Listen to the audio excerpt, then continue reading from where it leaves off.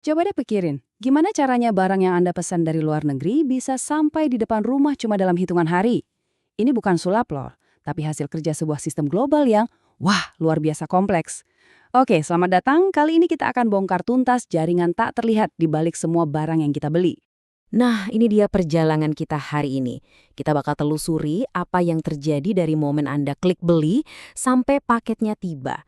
Kita akan selami jaringan raksasanya, terus kita lihat gimana perusahaan menyeimbangkan antara biaya murah dan kecepatan. Kita juga akan bedah dua strategi utama, dorong, lawan tarik, dan lihat contoh nyata siapa yang menang dan siapa yang kalah. Dan terakhir, kita akan simpulkan kenapa semua ini penting banget. Oke, kita mulai dari hal yang paling akrab buat kita semua.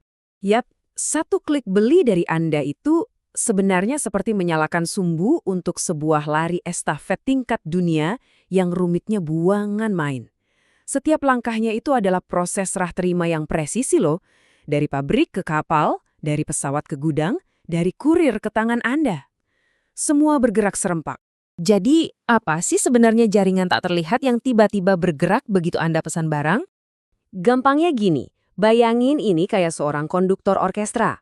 Nah, manajemen rantai pasokan ini tugasnya mengkoordinasikan semua pemain, mulai dari pemasok bahan baku, pabrik, gudang, sampai toko, supaya semuanya bergerak harmonis.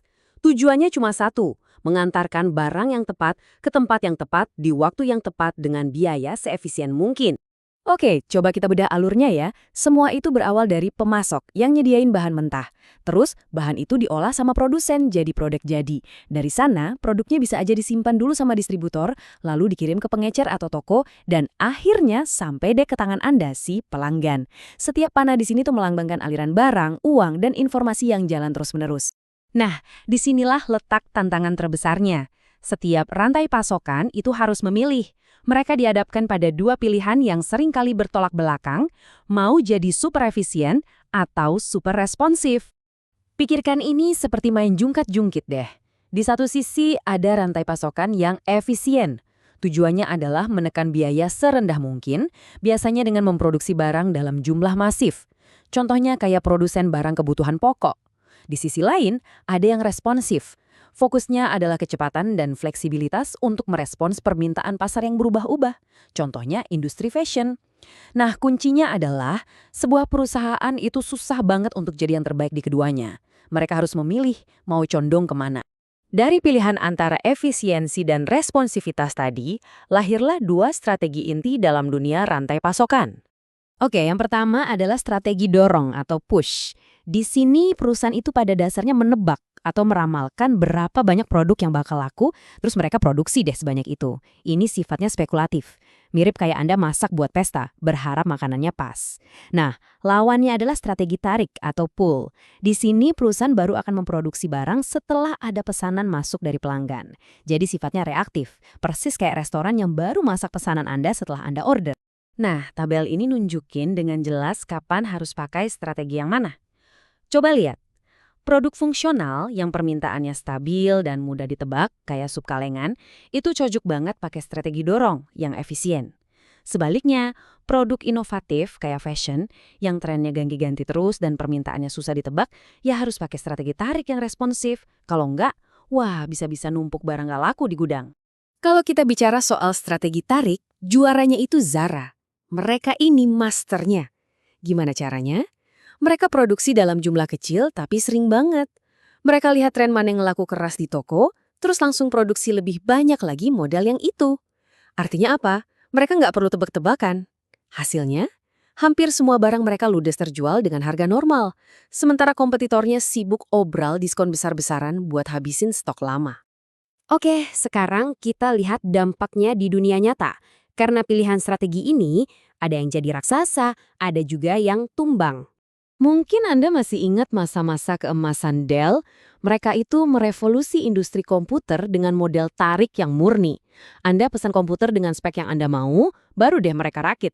Dengan cara ini, mereka memotong jalur distribusi lewat toko, jadi bisa menekan biaya dan nggak perlu nyetok banyak barang. Hasilnya, harga lebih murah, produk sesuai keinginan pelanggan. Jenius. Tapi, kenapa Gateway, kompetitornya yang model bisnisnya mirip, malah gagal total waktu mereka coba-coba buka toko fisik? Bukankah seharusnya itu langkah maju? Ternyata, mencampur model tarik yang butuh kecepatan dengan kerumitan dan biaya tinggi toko retail itu resep jitu menuju bencana. Nah, disinilah letak perbedaannya yang paling krusial. Kita lihat Apple, rantai pasokan mereka itu dirancang presisi luar biasa. Mereka kontrol semuanya dari desain chip sampai pengalaman pelanggan di toko. Kualitas produknya top, permintaannya jadi bisa diprediksi, dan stoknya selalu tersedia. Di sisi lain, Gateway itu kejebak di tengah-tengah. Rantai pasokan mereka nggak efisien, biayanya jadi bengkak. Tapi juga nggak cukup responsif. Akhirnya mereka punya tumpukan komponen yang udah ketinggalan zaman. Intinya, mereka mencoba melakukan keduanya, dan akhirnya gagal di keduanya. Oke, kita sampai di bagian akhir. Jadi setelah semua ini, kenapa sih kita perlu peduli soal rantai pasokan? Karena rantai pasokan itu bukan cuma urusan truk, kontainer, dan gudang. Bukan. Ini adalah sistem saraf pusat dari sebuah perusahaan.